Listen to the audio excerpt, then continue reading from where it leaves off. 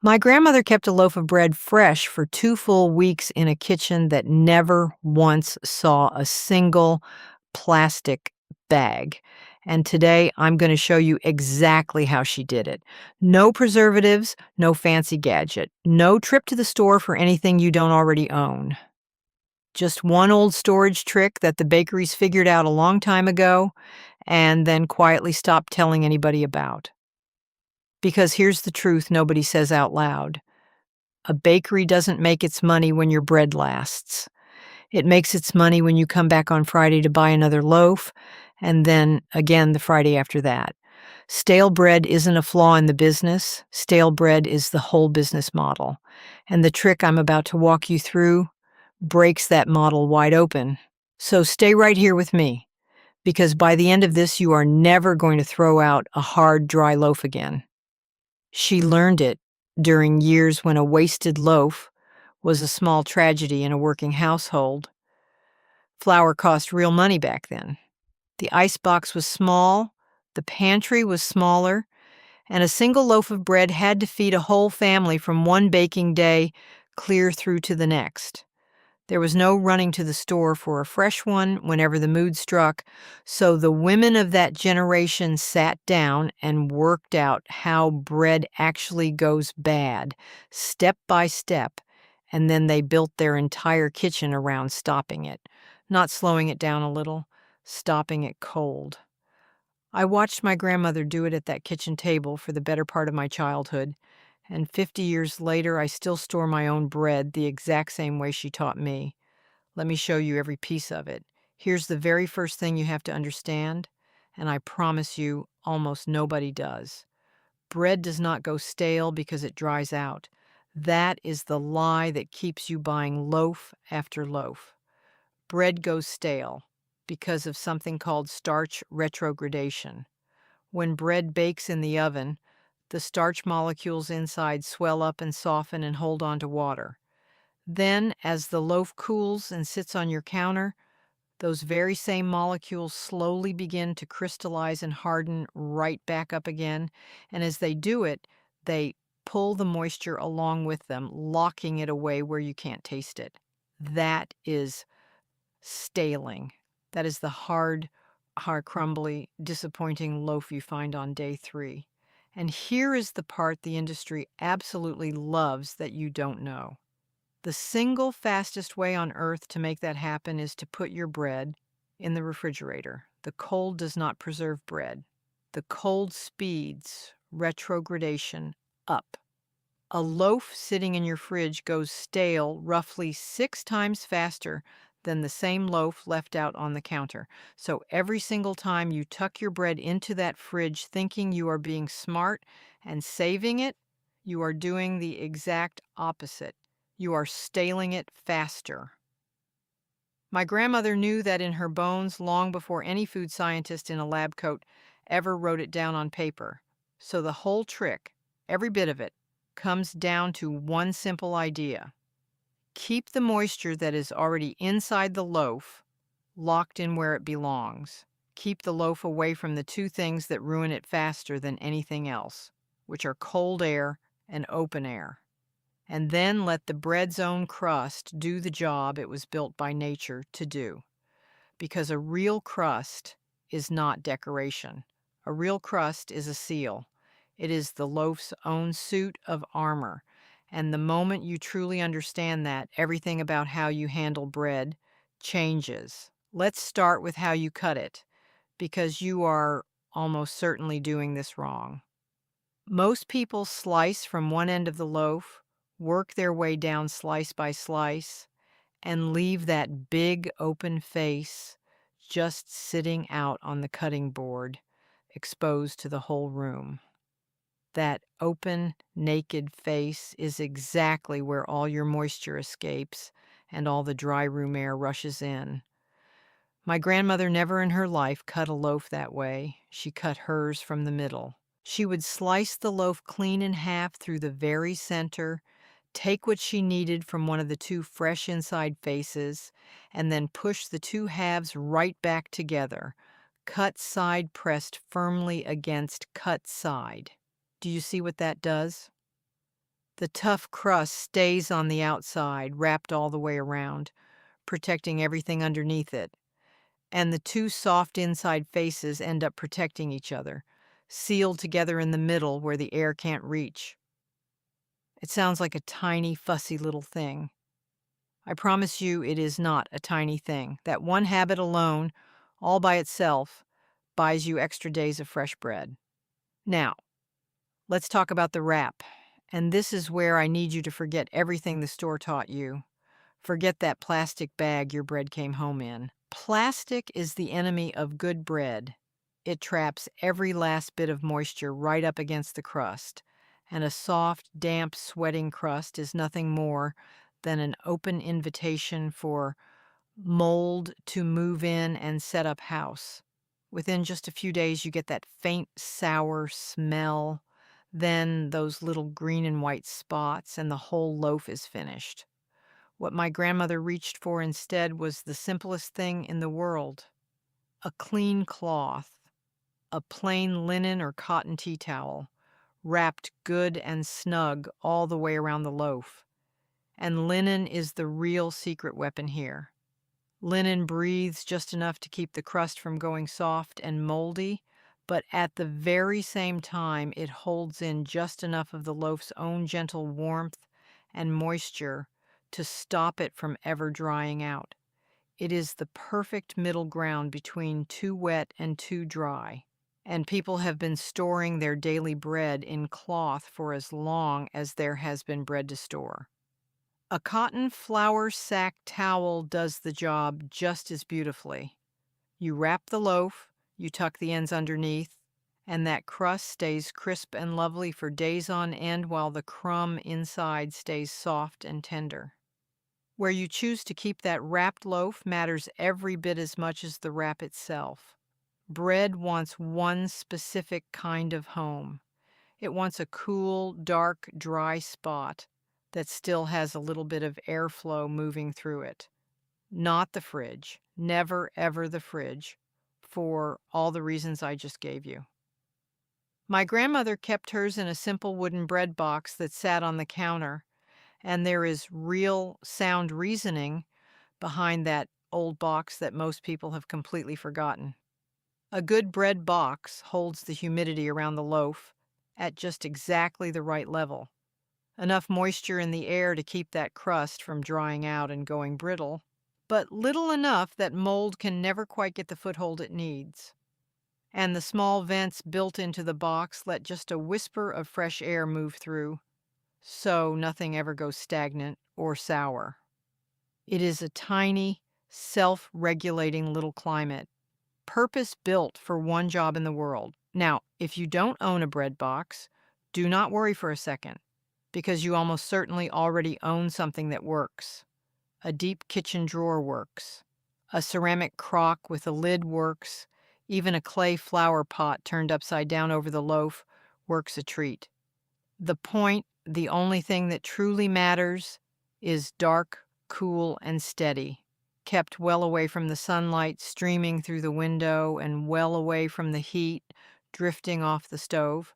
There is one more layer to all of this, and it is honestly the piece that surprised me the very most when I finally grew up enough to understand why she did it.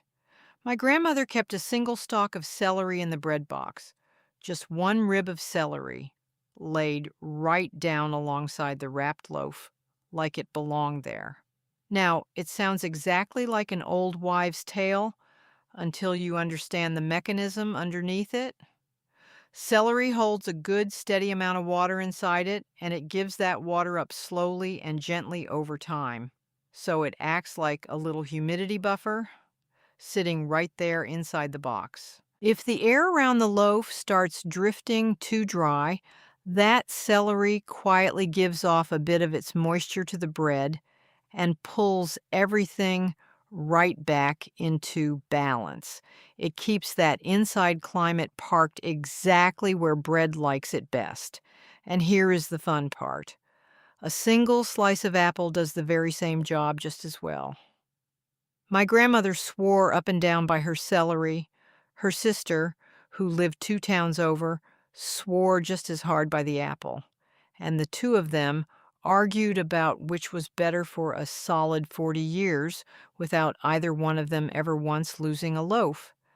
That right there is how you know the trick actually works. Both of those women were completely right.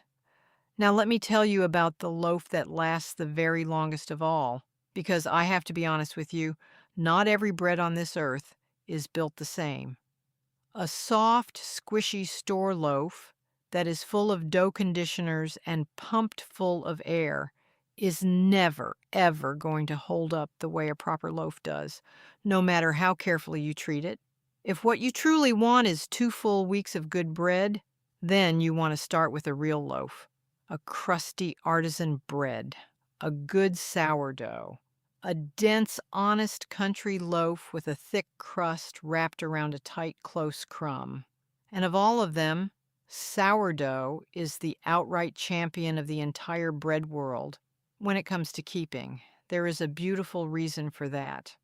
The natural acids that the wild yeast produces during that long, slow, patient fermentation actually work to slow down mold growth and slow down the staling process, both at the very same time. A good sourdough, cut from the middle, wrapped up in linen, and tucked into a cool, dark box, will still be handing you genuinely good bread 12, 13, even 14 days down the line. That soft supermarket loaf was engineered from the start to be eaten fast and replaced even faster. That old sourdough was engineered to last. And neither one of those things is any kind of accident. If you subscribe to nothing else in your entire life, I want you to subscribe to this channel right now and tap that little notification bell while you're at it, because the way they have quietly buried this kind of plain, honest, everyday knowledge is the exact reason I sat down and made this channel in the first place. And I have got a whole lot more of it saved up and waiting to share with you. Now, let me deal with the bread that has already gone a little bit hard on you, because this is the exact moment where most people simply give up and toss the whole loaf straight into the trash. Please stop doing that. A stale loaf is not a dead loaf. Remember what I told you at the very start. Staling is nothing more than those starch molecules crystallizing and locking up all the moisture where you can't get at it. And here is the truly beautiful part of the whole story.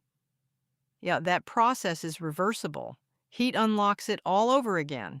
If your loaf has gone firm and tired sitting on the counter, you can bring it most of the way right back to life. Run the whole loaf briefly under the tap, just enough that the crust is barely damp on the outside, and then set it into a good hot oven for a few minutes. What happens next honestly feels like a small kitchen miracle every single time. The heat drives that little bit of moisture back down into the crumb. It uncrystallizes the hardened starch, and the crust crisps right back up, crackly and golden. You pull out a loaf that is soft and warm all the way through the inside and crackling on the outside, near enough to fresh from the oven that your whole family will never once know the difference. My grandmother did exactly this every single time a loaf got a little tired on her, and not once in her entire long life did she ever throw a loaf away just for going hard. For the pieces you truly cannot get through within your 2 weeks, there is always the freezer, and this is the one and only exception to my whole no cold rule, because freezing is a completely different animal from refrigerating. The fridge, remember, sits right smack in the temperature range where staling happens the very fastest. The freezer skips straight past that dangerous range entirely and stops the clock stone cold. Slice your loaf up first before it ever goes in, so you can pull out exactly how many slices you need later without thawing the whole thing. Wrap it up well, press all the air out, and freeze it. Then, When you want a slice, you drop it straight into the toaster right from frozen, or you let a couple of slices come back up to room temperature on the counter. It comes out tasting like the very day you froze it. And the reason is simple. You froze it before the staling ever got so much as a chance to start. That is the real trick the industry would rather not advertise to you. Freeze it fresh, and you have pause time itself.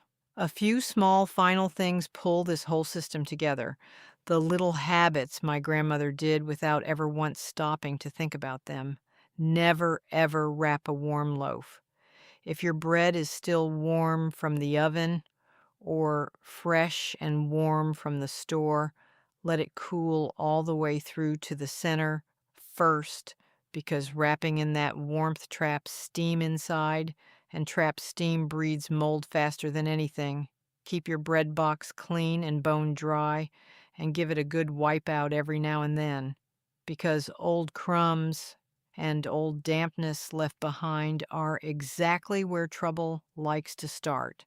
Store your bread whole whenever you possibly can, and slice it only as you go, since a whole loaf with its crust still fully intact will always outlast a pre-sliced one. And keep the whole thing well away from that sunny windowsill and away from the warm spot above the stove, because heat and light together are what wake the mold up and dry the crumb out. Put every last bit of it together, and it is honestly, genuinely simple. Cut your loaf from the middle and press the halves back together. Wrap it in a linen or a cotton cloth instead of plastic. Keep it in a cool, dark breathing box on the counter, and never in the fridge. Tuck a rib of celery or a slice of apple in there right alongside it.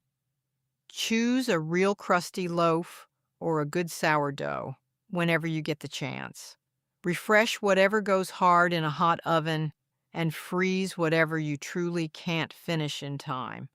Not one single thing on that whole list costs you a penny more than you were already spending, and together they turn a 3-day loaf into a 2-week one. Now I want to be completely straight with you, the same way I promised you at the very start, because I would always rather you trust me than be dazzled by me. 2 full weeks is what you get from a proper crusty loaf, or a good honest sourdough treated exactly this way. A soft, airy supermarket sandwich loaf simply will not stretch that far no matter what you do to it, because of what has been baked right into it, though every single one of these habits will still add real days onto its life. And if you happen to live somewhere hot and damp, the kind of place where the heavy summer air sits thick for weeks on end, then mold is going to move faster, and you will find yourself leaning harder on that freezer to carry the loaf all the way through. I am not going to stand here and tell you the counter does the very same job in a swamp that it does in a cool, dry kitchen. But for most of us, in most homes, most of the year, this is the whole method, start to finish. And it works exactly the way she always swore it would. Here is the part of all this that stays with me the longest. None of it was ever a secret.